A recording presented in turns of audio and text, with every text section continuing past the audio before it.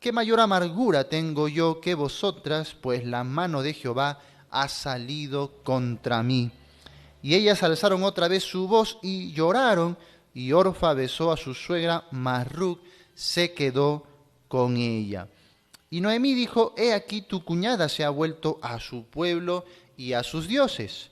Vuélvete tú tras ella. Respondió Ruth, no me ruegues que te deje y me aparte de ti, porque a donde quiera que tú fueres, iré yo, y donde quiera que viviereis, viviré. Tu pueblo será mi pueblo, y tu Dios mi Dios.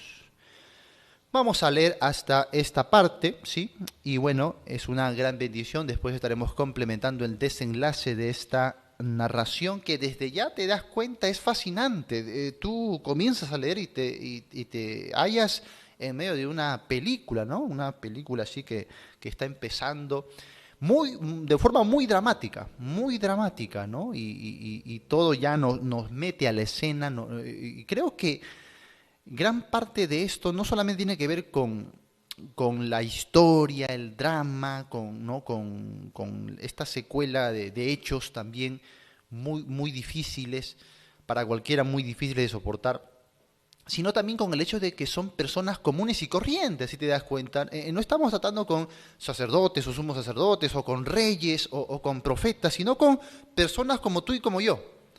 Personas comunes y corrientes, personas que son hijos, padres, esposas, nueras, ¿no? Suegra, una suegra, ¿quién no se identifica con una suegra el día de hoy, ¿no?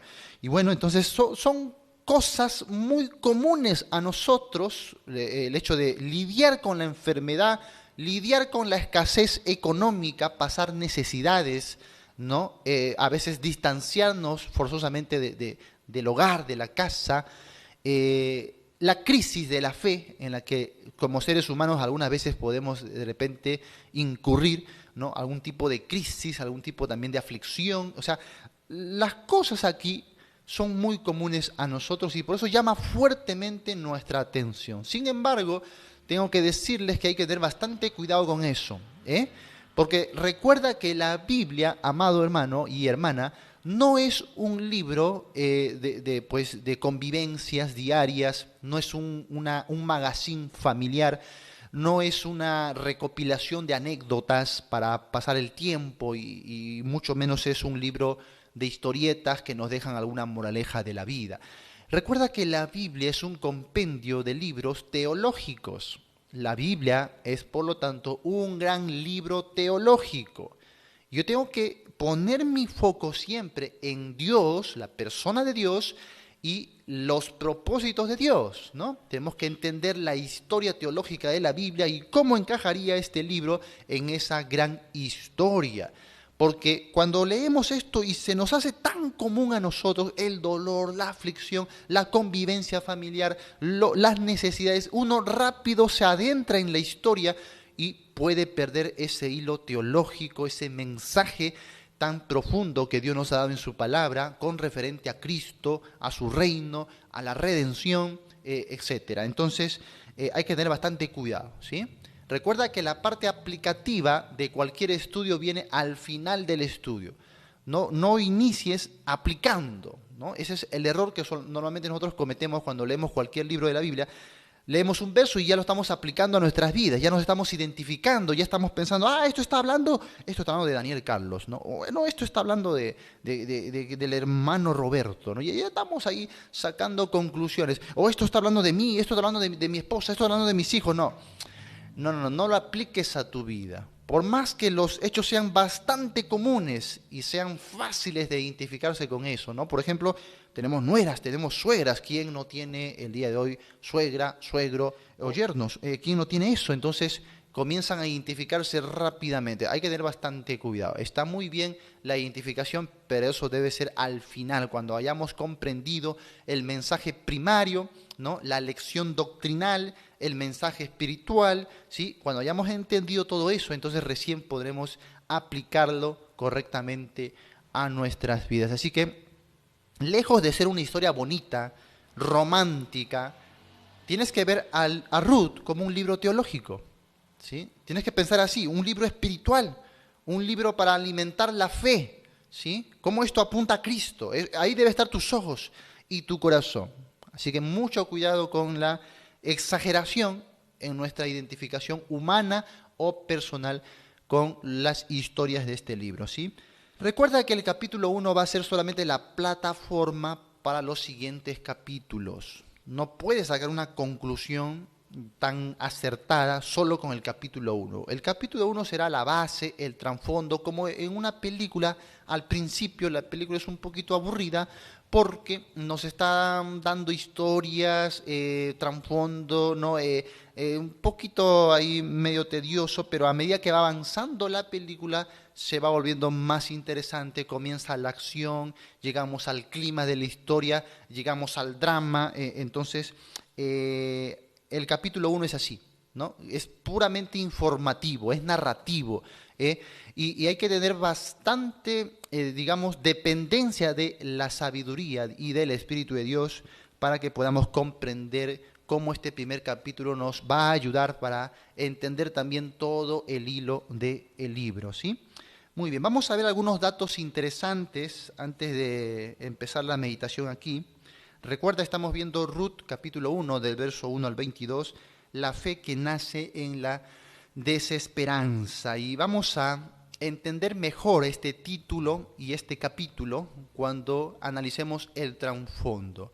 El versículo 1 dice, aconteció en los días que gobernaban los jueces. Así que vamos a marcar aquí unas notas preliminares.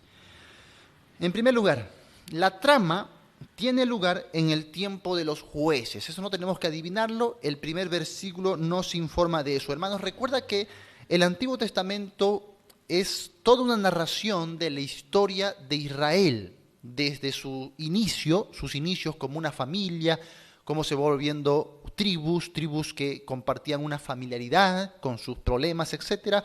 Se fue volviendo un pueblo, ese pueblo llegó a estar esclavos en Egipto, luego salieron libertados por Dios, se volvieron una nación, conquistaron una tierra, y entonces toda esa historia del pueblo de Israel va sucediendo a través de algunos periodos importantes. Estamos dentro de los dos periodos más importantes en la historia de Israel, que uno sería el periodo de los jueces y el otro sería el periodo de los reyes, ¿no? Al periodo de los jueces podremos llamarle también la teocracia, porque en alguna forma los hombres estaban experimentando cómo era el gobierno de Dios. Dios gobernaba a su pueblo a través de jueces. Estos jueces no solamente eran judiciales o militares, sino también eran líderes espirituales de la nación de Dios, ¿no? Y Dios comunicaba, digamos, su voluntad a este pueblo y también todo lo que tenía que ver con la interpretación de la ley que se le dio a Moisés para que este pueblo pueda vivir conforme a la voluntad de Dios. Muy bien. Entonces, este periodo de los jueces va a durar más o menos 300 años y poco a poco se va a ir instaurando el periodo de la monarquía, a que también conocemos como el periodo de los reyes, que va a durar 400 años de historia más. Así que tenemos muchísimos años. Entre estos dos periodos de tiempo, al final del tiempo de los jueces y casi al inicio del periodo de la monarquía, suceden estos eventos del libro de Ruth, ¿sí? Ahora, ¿cómo vamos a entender un poquito el periodo de los jueces? Tengo aquí 3 palabras que uno puede anotar para entender más o menos cómo se caracterizaba el periodo de los jueces. La primera palabra es anarquía, ¿sí? Anarquía. ¿Qué es la anarquía, pastor? La anarquía es el estado en el que las personas viven sin autoridad o sin respeto a la autoridad. Si tú lees el libro de los jueces, continuamente se va a repetir la frase, no había rey en aquellos días y cada uno hacía lo que bien le parecía. Es decir, que cada uno vivía a su manera, había desorden, había anarquía, no había una autoridad sólida, no había respeto, entonces todos vivían como bien les parecía o les daba la gana. En segundo lugar, la palabra violencia. Fueron tiempos muy violentos, no solamente porque los enemigos de Israel venían, atacaban o los esclavizaban por ciertos periodos, sino violencia también dentro del mismo pueblo, violencia entre las tribus, ¿no? Violencias de algunas personas, violencia al punto de derramar sangre. Esta violencia llegó incluso al borde de casi desaparecer a toda una tribu, la tribu de Efraín, casi desaparece por completo, pero como vamos a verlo más adelante, Dios siempre ha sido fiel a su pacto y ha prevalecido a estas tribus, ¿no? Y bueno, entonces violencia, tiempos violentos. Y la tercera palabra sería apostasía. Apostasía, porque espiritualmente la nación estaba degradada.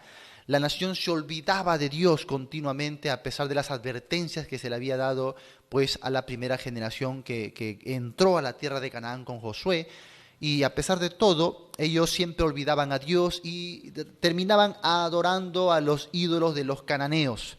Y terminaban entonces en total apostasía una y otra vez, un caos, un desorden tremendo, una corrupción hasta en el sacerdocio, hasta en la adoración, todo era oscuridad. No encuentro otra palabra para describir este tiempo de los jueces, periodo de oscuridad. Y por eso que hemos visto que el título, Una luz en tiempo de oscuridad, es un título apropiado para el libro de Ruth, porque en medio de todo esto vamos a ver que Dios hace emerger una luz de esperanza. Muy bien, así que en resumen tengo una palabra aquí, como podría resumir al periodo de los jueces, la palabra sufrimiento. Un largo periodo de sufrimiento, hermanos, que duraría 300 años, imagínate, 300 años. Para que tengas una idea de cuánto esto significa, el Perú, por ejemplo, recientemente ha cumplido sus 200 años de independencia, sus 200 años como nación, como república, imagínate. Ahora, esta nación ha pasado 3 siglos en el periodo de la oscuridad, para que veas que no es nada ligero, es un largo periodo de sufrimiento, de apostasía, de anarquía, ¿sí? Y de violencia. Muy bien. Siguiente nota, una nota preliminar. Ruth nos da la transición a la monarquía. ¿Qué es la monarquía, pastor? Es el periodo en la que gobernaban los reyes. En el periodo anterior de la teocracia gobernaban los jueces. En el periodo de la monarquía van a reinar los reyes. Muy bien. El libro de Ruth por lo menos va a registrar las últimas 4 generaciones. Por lo menos, que eso lo vamos a ver al final del libro. Por lo menos va a registrar las últimas 4 generaciones ya para la transición a la monarquía. Siguiente. En contraste con el libro de los jueces, recuerda, antes de Ruth, en tu Biblia tienes el libro de los jueces, ¿ya? Entonces, el libro de Ruth estaría incluido dentro de ese libro de los jueces, está dentro de ese periodo de historia, ¿ya? Y bueno, si hacemos un contraste, una comparación, una diferencia entre Ruth y el libro de los jueces, Ruth proporciona un cuadro muy diferente a lo que nos dice el libro de los jueces. Hemos visto que en el periodo de los jueces había anarquía, violencia y apostasía, pero cuando leemos Ruth no parece tanto que estuviésemos en el periodo de los jueces. No parece, porque Ruth nos ofrece, y lo voy a describir en 3 palabras. Número 1, fe. Número 2, esperanza. Y número 3, amor. Eso es el cuadro que nos ofrece el libro de Ruth. Fe, esperanza y amor. Estas 3 virtudes espirituales, amados hermanos, se van a repetir a lo largo de toda la Biblia. Y son virtudes que Dios siempre está anhelando de su pueblo y que luego Pablo va a sistematizar de una manera pero preciosísima en las cartas, donde él siempre va a mencionar esta triada espiritual, estas virtudes de vida espiritual como la fe, la esperanza y el amor, ¿no? Y esas 3 cositas lo vamos a ver aquí en el libro de Ruth. Fe, porque cuando los tiempos estaban tan difíciles y tan oscuros, tiempos de necesidad, tiempos de violencia, ahí estaba la fe en Dios. Parecía un tiempo en el que ya nadie creía en Dios, pero ahí subsistía un remanente, un corazón, también pueblo que no era pueblo de Dios, conociendo al Dios vivo, la fe se mantenía viva en este largo periodo de oscuridad. Luego, la esperanza. Vemos que Dios está continuamente alimentando la esperanza y diciendo que hay un mejor mañana, que hay restauración, que hay cosecha, que hay frutos y, por supuesto, el amor. Vamos a ver el amor de principio a fin.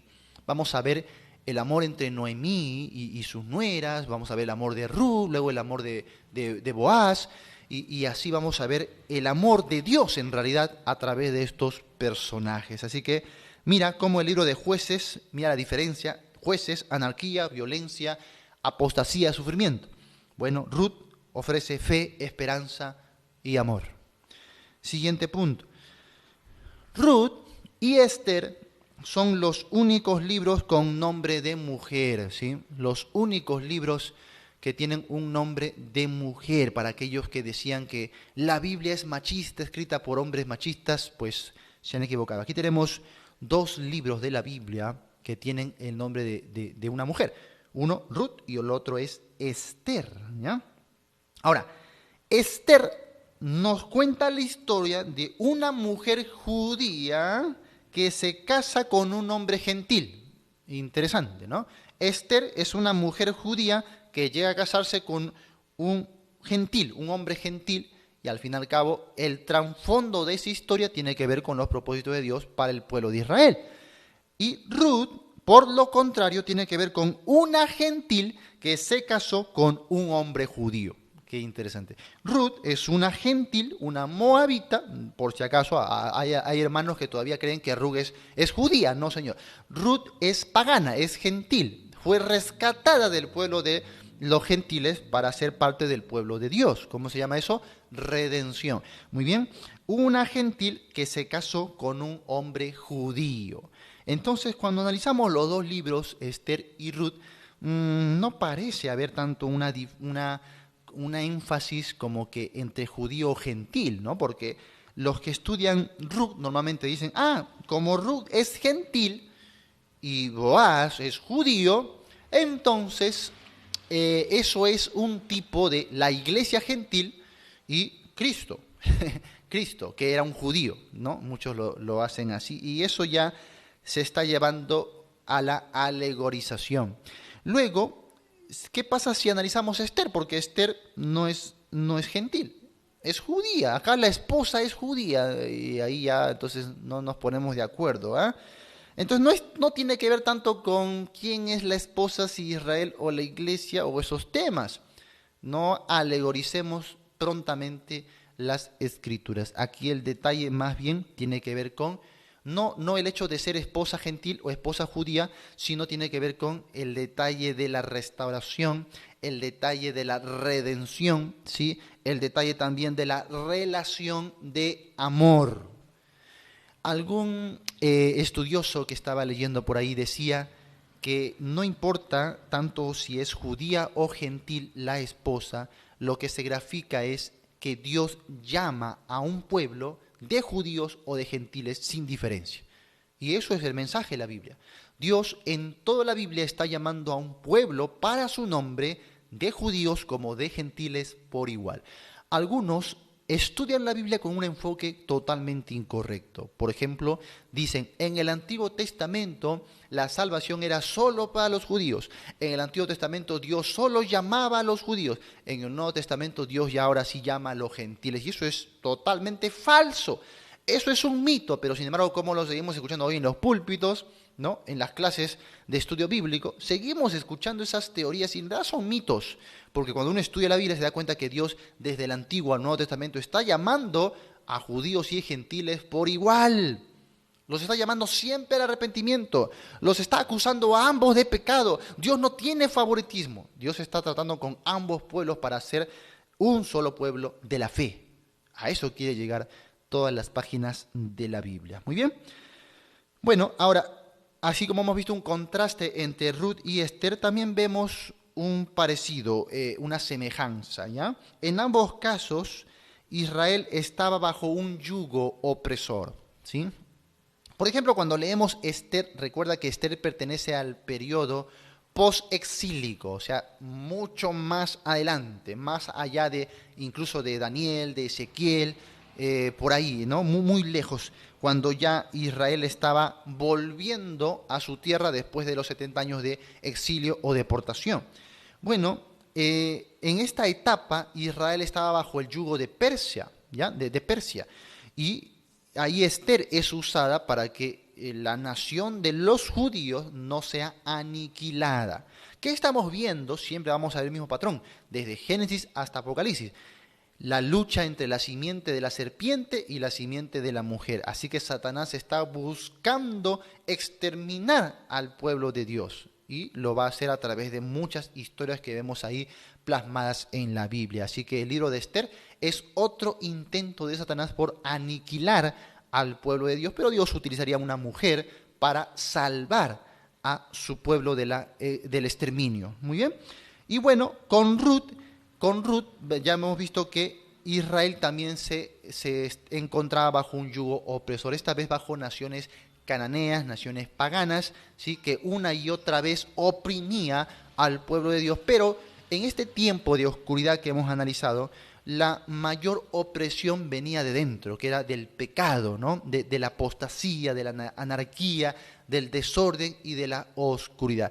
Tanto en Ruth como en Esther, y podríamos resumir en el libro de los jueces, no son cuadros que uno pueda tomar como muy alentadores, y mucho menos debemos encontrar allí alguna plataforma para nuestra práctica el día de hoy, y menos a la iglesia, que a veces cometemos esos serios errores, ¿no? Por ejemplo, los que dicen, pero en el libro de Esther vemos a una mujer que está siendo llevada a ser reina, ¿y por qué el día de hoy no hay pastoras? Dicen algunos, ¿no? Sí, pero pasa que Esther no es pastora, mucho menos de una iglesia, la iglesia no existía ahí, ¿sí? Y Esther no es reina, en realidad es una esclava. Si uno mira el trasfondo, en realidad ella no reinaba, ella solamente estaba para satisfacer al rey, y eso para nada era el plan de Dios establecido para su pueblo, ¿no? Entonces no tiene nada que ver. Tengamos cuidado con mal usar estas narraciones de la Biblia. Alguno también me ha dicho por ahí, pero en el periodo de los jueces, Débora fue puesta en el pueblo de Dios como una jueza, ¿no? Nuevamente, sí, pero ten en cuenta que estamos hablando de ser juez a ser pastor, es totalmente diferente y no tiene nada que ver lo uno con lo otro. El día de hoy las mujeres pueden ser jueces, claro que sí, ¿no? Son abogadas, pueden llegar a ser jueces, no hay ningún problema, como lo eran en este tiempo, ¿no? Pero pastorear la iglesia, ese es otro asunto, no tiene nada que ver lo uno con lo otro. Además, analicemos el fondo. El fondo de este periodo era opresión, anarquía, cada uno hacía lo que bien le parecía.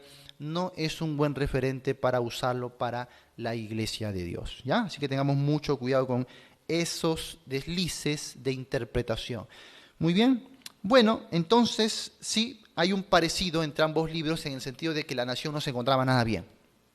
Incluso al borde de la extinción, ¿no? Bajo el peligro de la aniquilación.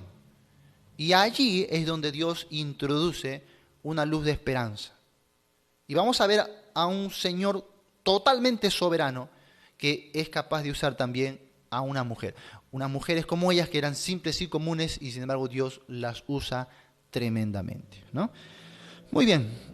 Otro punto, el propósito. Vamos a ver el propósito. El propósito de este libro, el libro de Ruth, es principalmente trazar la línea ancestral y real de David, ¿ya?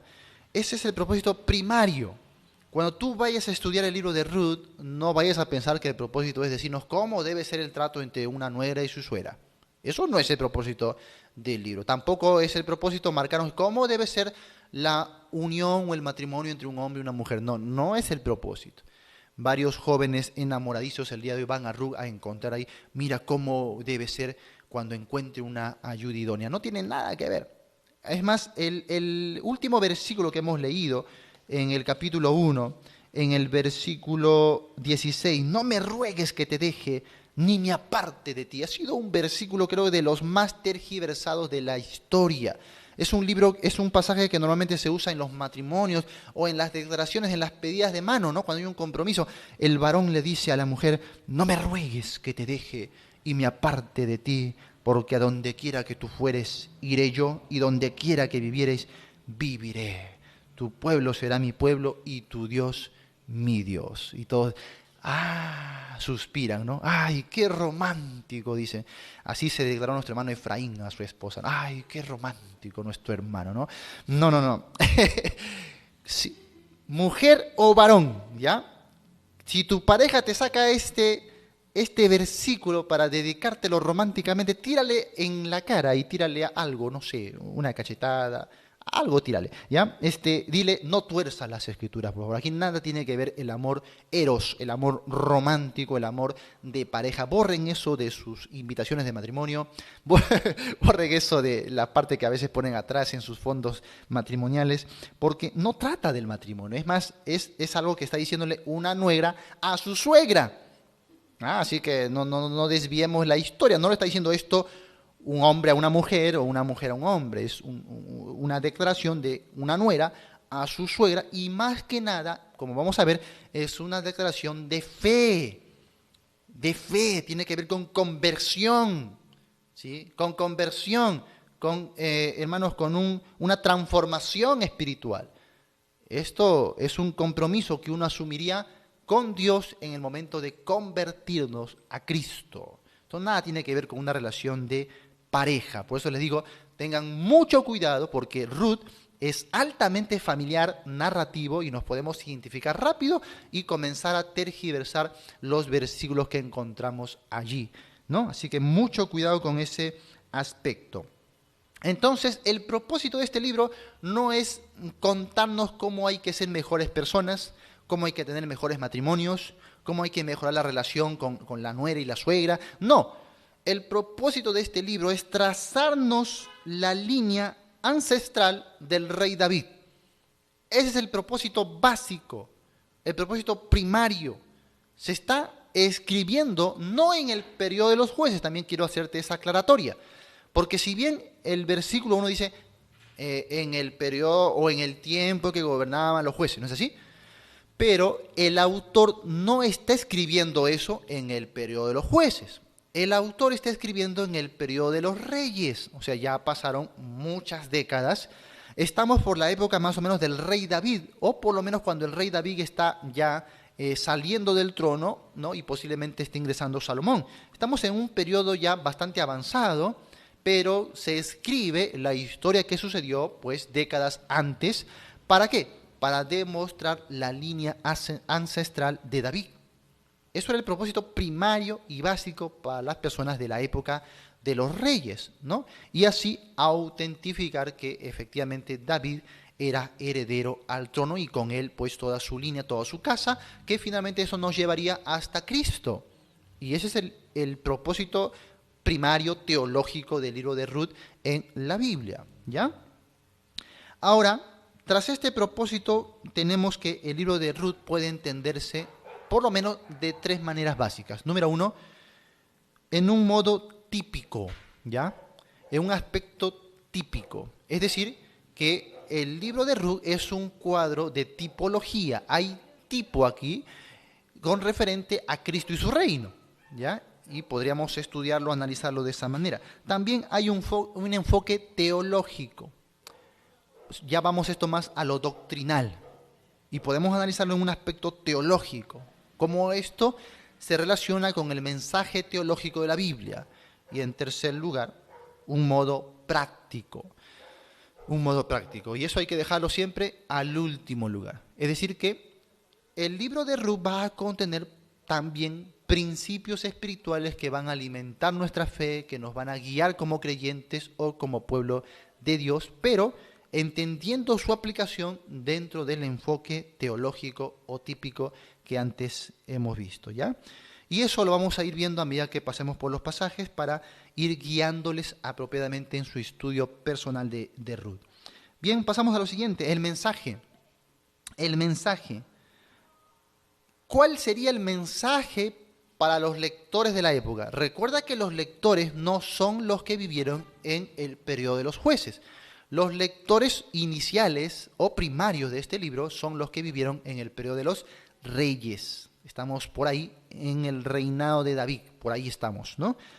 ¿Y qué mensaje más o menos hay para estas personas? Hemos visto que el objetivo es trazar ya la línea ancestral de David, no hay duda de eso. Pero ¿qué mensaje espiritual hay para las personas de esta época? Bueno, vamos a ver el siguiente. Aún en los peores momentos, los propósitos de Dios han prevalecido. Escríbelo eso, ¿no?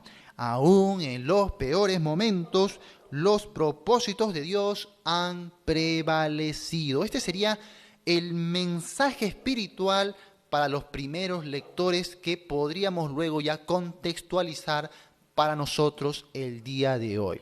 ¿Cuáles son los propósitos de Dios? No vayas a pensar en propósitos individuales. Aquí son propósitos generales que apuntan al reino mesiánico, que apuntan a la redención del hombre, ¿no? Hablando ya de judío como de gentil por igual. Entonces, estamos viendo los propósitos, por ejemplo, los pactos, las promesas.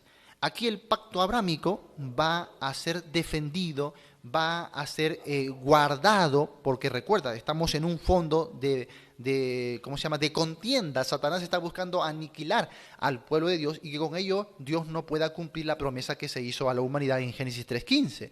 Y luego, a través del pueblo de Israel, en Génesis 12 y en Génesis 15 también, ¿no? A través del pacto abrámico. Pero estamos viendo que Dios va a permanecer fiel a sus promesas, a su pacto, a sus propósitos, aún en los tiempos más duros, más oscuros y más difíciles. Hermanos, el día de hoy estamos pasando también por momentos muy difíciles.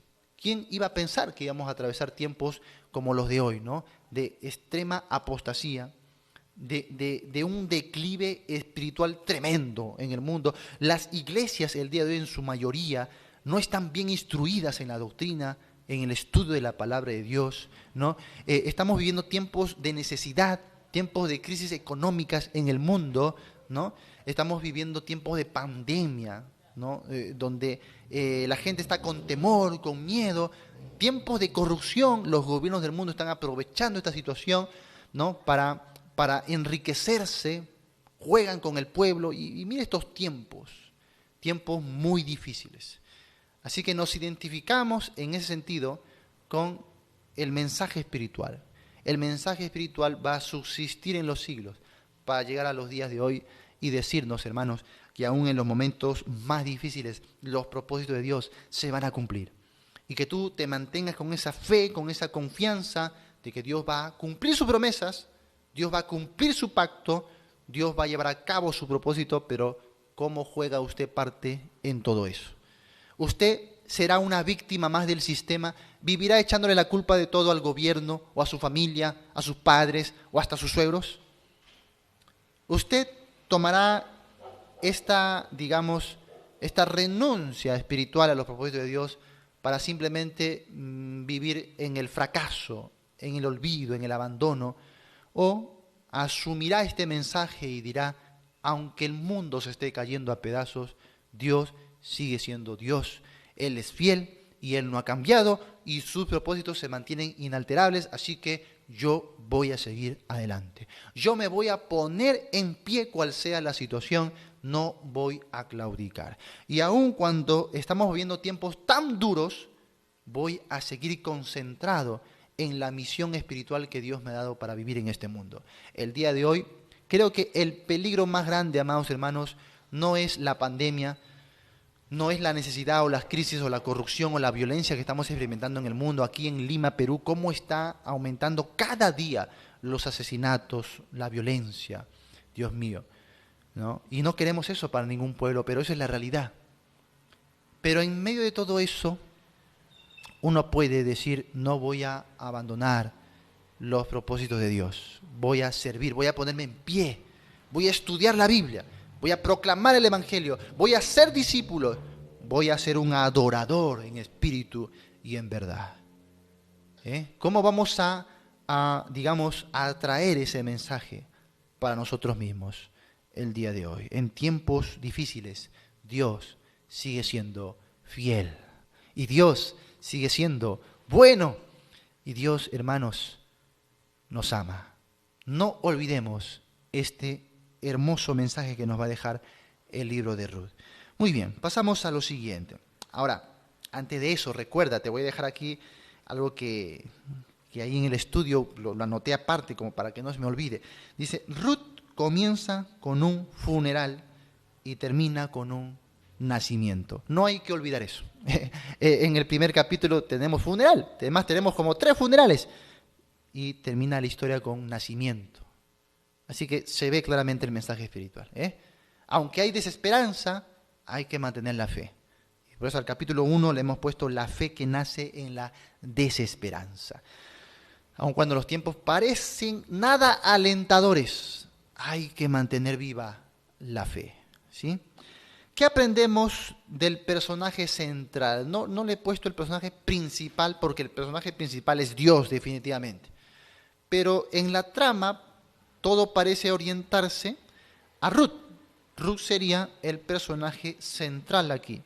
¿Qué aprendemos de ella? Número 1. Capítulo 1 aprendemos ahí de la renuncia de Ruth.